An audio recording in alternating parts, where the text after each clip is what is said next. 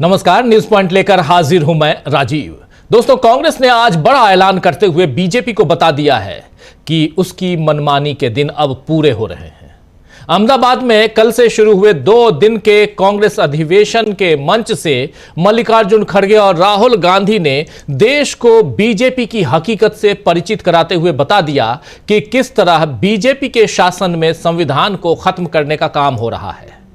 हाल में वक्फ बिल पारित कराने से लेकर चुनावों में गड़बड़ी, ईवीएम में धांधली, दलितों, अल्पसंख्यकों, पिछड़ों, इन सब के हक को मारना, युवाओं को रोजगार से वंचित रखना, देश के संसाधनों को अपने दोस्तों में बांटना, ऐसे सारे काम बीजेपी धड़ल्ले से करती जा रही है। और जब विपक्ष संसद में अपनी आवाज उठाता है तो उसे भी दबाया जाता है। ये बात कांग्रेस ने अपने मन से आज कही है।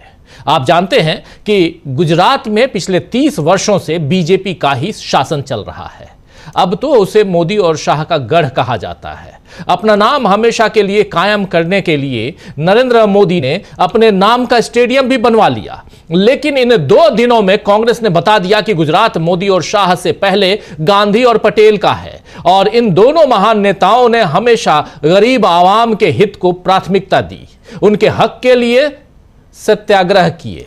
इस समय कांग्रेस ऐसे ही एक और सत्याग्रह की तरफ बढ़ती हुई दिखाई दे रही है, जिसमें बीजेपी को खुला चैलेंज मिल गया है कि अब न केवल गुजरात बल्कि देश भी उसके हाथों से जाएगा।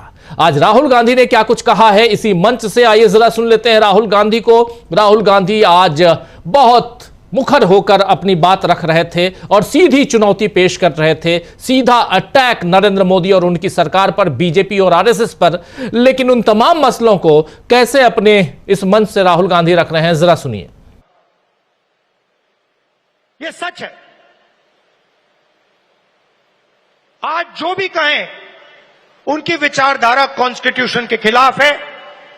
वो लोकतंत्र को खत्म करना चाहते हैं, वो हिंदुस्तान की सारी संस्थाओं को कंट्रोल करना चाहते हैं और अंबानी अदानी को हिंदुस्तान का पूरा धन पकड़ाना चाहते हैं।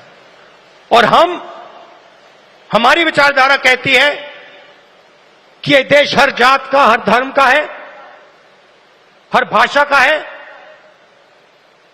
इस देश की संस्थाएं, इस देश के इंस्टीट्यूशंस किसी एक संगठन के नहीं है, कांग्रेस पार्टी के नहीं है, इस देश की जनता के हैं और इस देश की जनता को उन इंस्टीट्यूशन पर कंट्रोल होना चाहिए। यह लड़ाई चल रही है। कुछ दिन पहले बीजेपी ने लोकसभा में वक्फ बिल पास किया। वक्फ बिल फ्रीडम ऑफ रिलीजन पर आक्रमण है, कॉन्स्टिट्यूशन पर आक्रमण है। उसके एकदम बाद ऑब्जर्वर न्यूज़पेपर, उनका जो न्यूज़पेपर है, ऑर्गेनाइजर नहीं, ऑर्गेनाइजर में लिखते हैं कि अब जो क्रिश्चियन कम्युनिटी है उनकी जमीन पर हम आक्रमण करने जा रहे हैं। और उसके बाद जो हमारे सिख भाई हैं आपके पास भी आएंगे। तो आप ये मत सोचिए कि ये आप पर आक्रमण नहीं है। और ये एंटी कॉन्स्टिट्यूशन है और anti freedom of religion act है और यह देश के सब लोगों को मालूम होना चाहिए।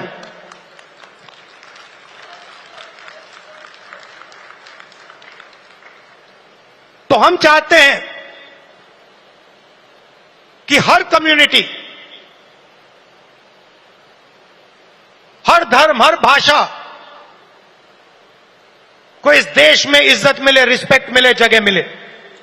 हम चाहते हैं कि यह देश सब लोगों का हो और हर धर्म, हर जात, हर भाषा को इस देश से फायदा मिले। यहां पीछे जूली जी हैं, कहां हैं आप? जूली जी कहां है? जूली जी टीकाराम जूली जी कहां है भाई? हाँ, जूली बुलाइए उनको।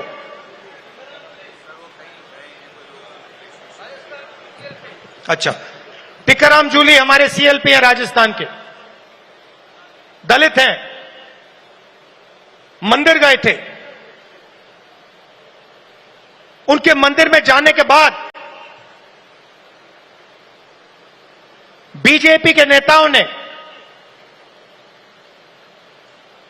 मंदिर को साफ करवाया, धुलवाया, और वो अपने आप को हिंदू कहते हैं। एक दलित व्यक्ति को मंदिर में जाने का अधिकार नहीं देते हैं, और जब जाता है तो फिर मंदिर को धुलवाते हैं। ये हमारा धर्म नहीं है, ये हमारा धर्म नहीं। तो यहां पर पूरी बात अपनी बहुत संजीदगी के साथ रखते हुए राहुल गांधी ने एक और भी बहुत ही यहां महत्वपूर्ण बात रखी कि कैसे देश में या कहे तो दुनिया में आर्थिक जगत में एक बड़ी हलचल मचने जा रही है, और कैसे नरेंद्र मोदी और ट्रंप इन दोनों के जो संबंध हैं वो एक्सपोज हो गए हैं। आइए जरा वो भी सुन लेते हैं कि कैसे राहुल गांधी ने एक तरफ जहां देश की सामाजिक संरचना और उसमें दलितों, आदिवासियों, अल्पसंख्यकों, उसमें वक्फ बिल को लेकर ये तमाम बातें, आर्टिकल अनुच्छेदों की बात करते हुए इन सब पर हमला, यानी संविधान पर कैसे हमला हो रहा है ये कह रहे हैं, तो दूसरी तरफ देश जो है एक खतरनाक मोड़ पे कैसे आ गया है, उसमें नरेंद्र मोदी का क्या रोल है उसको एक्सपोज कर रहे हैं यहां राहुल गांधी और ट्रंप के संबंधों को उजागर करते हुए। देखिए, सुनिए जरा क्या कह रहे हैं राहुल गांधी। पहले नरेंद्र मोदी अमेरिका गए, याद है आपको, गले लगे थे, याद है? इस बार गले लगने वाली फोटो देखी आपने? देखी? कहां गायब हो गई? राष्ट्रपति ट्रंप ने ऑर्डर दिया, जिनको मोदी जी अपने मित्र कहते हैं, ऑर्डर दिया, सुनो, इस बार गले नहीं लगेंगे, इस बार नए टैरिफ लगाएंगे। चूं तक नहीं निकली, आज तक गायब है। जनता का ध्यान वहां ना चला जाए तो पार्लियामेंट में 2 दिन ड्रामा चलाया, मगर सच्चाई है कि आर्थिक तूफान आने वाला है। कोविड आया था, नरेंद्र मोदी जी ने थाली बजवाई, मोबाइल फोन की लाइट दिखवाई। अब आर्थिक तूफान आ रहा है, सामने है, करोड़ों लोगों को नुकसान होगा। 50 साल से सबसे ज्यादा बेरोजगारी आज है। कहां गए नरेंद्र मोदी? कहां छुप गए हैं?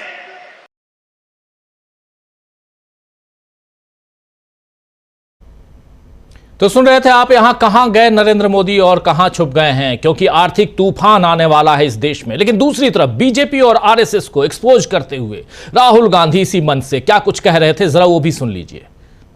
आरएसएस और बीजेपी रोज इस कॉन्स्टिट्यूशन पर आक्रमण कर रहे हैं, और इनको सिर्फ कांग्रेस पार्टी रोक सकती है, बाकी पार्टियां नहीं रोक सकती हैं। आप देखना, क्योंकि यह विचारधारा की लड़ाई है। जिस पार्टी के पास विचारधारा नहीं है, क्लैरिटी नहीं है, वो बीजेपी, आरएसएस के सामने नहीं खड़ी हो सकती। जिस पार्टी के पास विचारधारा है, वो ही आरएसएस और बीजेपी का मुकाबला कर सकती है, और वो ही आरएसएस और बीजेपी को हराएगी। तो साफ साफ यहां राहुल गांधी आरएसएस और बीजेपी को चुनौती देते हुए और बीजेपी के सामने अगर कोई मजबूती के साथ कोई पार्टी खड़ी हो सकती है तो वो कांग्रेस पार्टी है, ये बताते हुए यहां राहुल गांधी इस मंच से ललकार रहे थे। वहीं उनसे पहले मल्लिकार्जुन खड़गे ने जब इस सेशन की शुरुआत की तो उन्होंने भी पत्रकारों से कहा कि डरो मत, हम सत्ता में आएंगे। आइए जरा सुन लीजिए मल्लिकार्जुन खड़गे को। हम हमेशा गरीबों के साथ है, माइनॉरिटीज के साथ है, बैकवर्ड्स के साथ है, अछूत के साथ है, दलित के साथ है, और जो भी गरीब है, किसी कौम का हो, किसी जाति का हो, ऊपर जाति का हो, नीचे सबको भला करने के लिए, उसके समस्या को हल करने के लिए कांग्रेस खड़ी है, वो आगे रहेगी तुम्हारे साथ। इसीलिए मैं इतना ही कहूंगा, हम साथ दो, मिलके काम करेंगे और सब लोग कांग्रेस पार्टी का अगर साथ देंगे तो गुजरात में आने वाले चुनाव में हमारी पार्टी यहां गवर्नमेंट जरूर बनाएंगे। यह अतिशयोक्ति नहीं है। जब राहुल गांधी जी ने यहां आकर 10 साल पहले उन्होंने जो कोशिश की थी, हम असेंबली में कितने वोटों से पीछे थे? सिर्फ 7-8 वोटों से पीछे थे।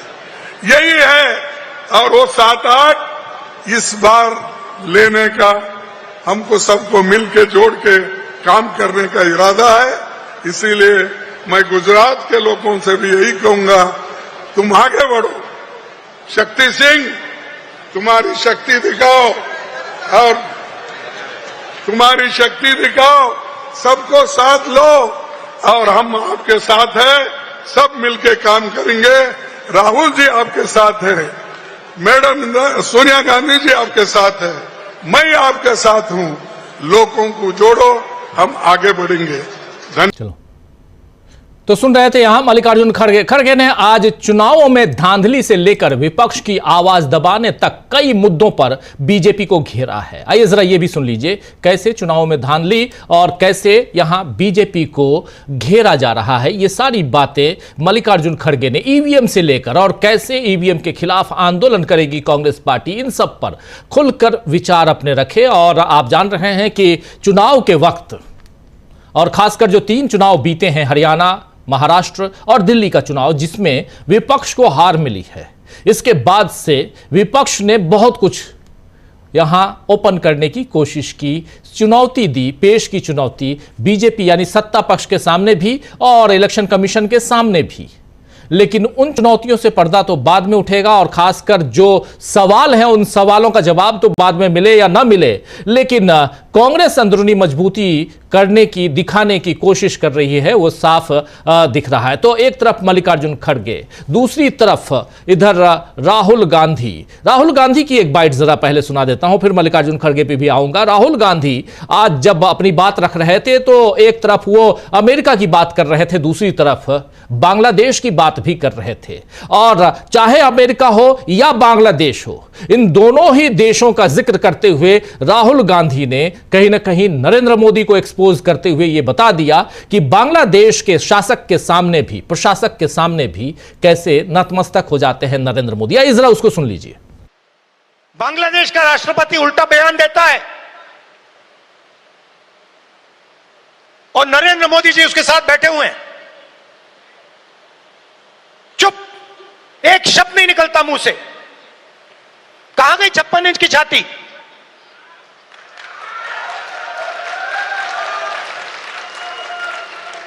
जब प्रधानमंत्री को कहना था,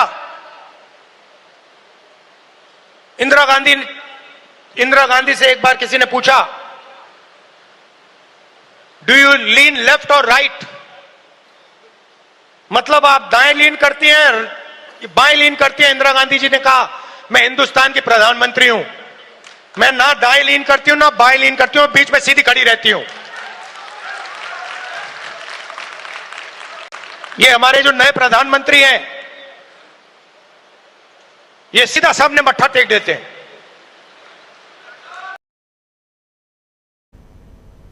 तो प्रधानमंत्री जी सीधा मत्था टेक देते हैं सामने, न बाएं न दाएं। इंदिरा गांधी का जिक्र करते हुए यहां राहुल गांधी नरेंद्र मोदी को यहां एक्सपोज कर रहे हैं। लेकिन मल्लिकार्जुन खड़गे उधर ईवीएम को लेकर जो बातें यहां कर रहे थे तो जोश भर रहे थे अपने यहां कार्यकर्ताओं में, नेताओं में। आइए जरा सुन लीजिए उनको भी, मल्लिकार्जुन खड़गे।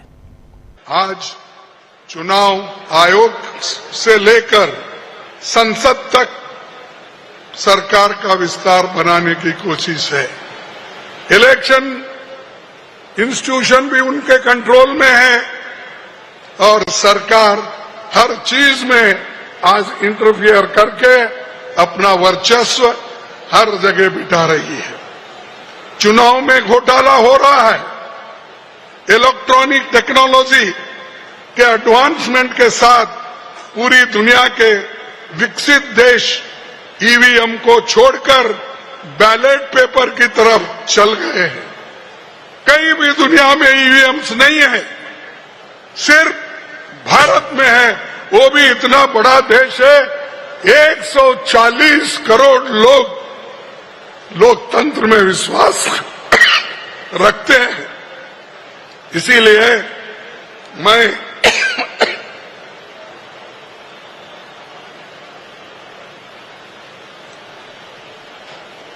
विकसित देश भी बैलेट पेपर में, लेकिन हम ईवीएम पे चल रहे हैं। ये सब फ्रॉड है, मैं ये कहूंगा, लेकिन वो लोग प्रूव करो।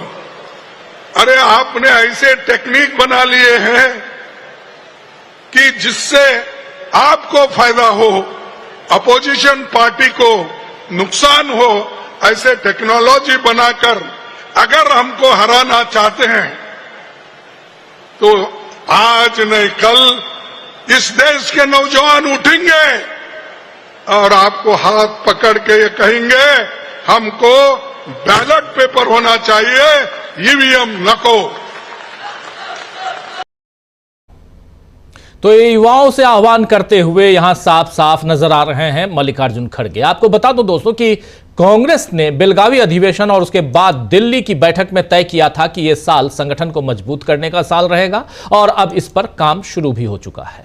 राज्यों के प्रभारियों से लेकर नए अध्यक्षों की नियुक्ति, जिला अध्यक्षों की बैठक, अलग अलग इकाइयों की मजबूती, ऐसे कई काम हैं जो कांग्रेस संगठन के भीतर कर रही है और बाहर इंडिया गठबंधन के एजेंडे को मजबूत कर रही है, जिसमें सबसे अहम है संविधान को बचाना।